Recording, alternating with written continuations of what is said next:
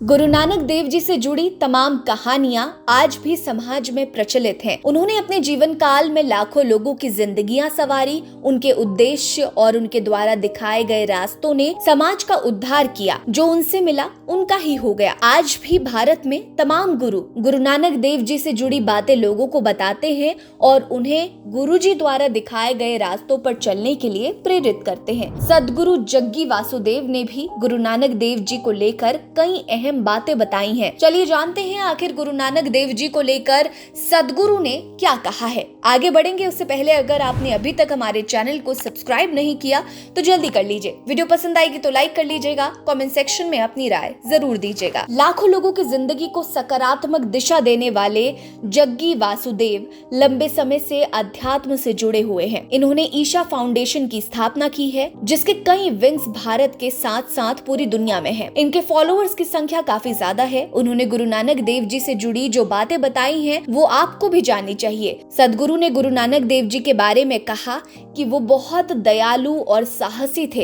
एक बार वो एक गांव से दूसरे गांव तक पैदल यात्रा कर रहे थे और लोगों को उपदेश दे रहे थे। इसी दौरान वो एक बहुत अमीर व्यक्ति के घर मेहमान बनकर पहुंचे। कुछ दिनों के बाद जब वो जाने लगे तो उन्होंने उस अमीर आदमी को एक सुई दी और कहा, इसे अपने पास रखो, फिर जब कभी तुम मुझसे मिलो तो इसे मुझे लौटा देना। गुरु नानक देव जी के जाने के बाद अमीर आदमी ने ये बात अपनी पत्नी को बताई।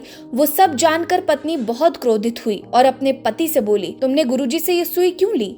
वो बूढ़े हो चुके हैं। मान लीजिए कि वो कल को नहीं रहे तो आप उन्हें वो सुई कैसे लौटाएंगे? उनके जैसे व्यक्ति की सेवा करना सही है, लेकिन उनसे कुछ भी लेना गलत है। यदि उनका निधन हो गया तो आप सदैव उनके ऋणी रहेंगे। तुम उस एक कर्म को मिटाने में असमर्थ रहोगे और उसकी वजह से तुम्हें हजारों जन्म लेने होंगे। ये अच्छी बात नहीं है। किसी तरह से उन्हें ढूंढो और तुरंत उन्हें ये सुई वापस कराओ।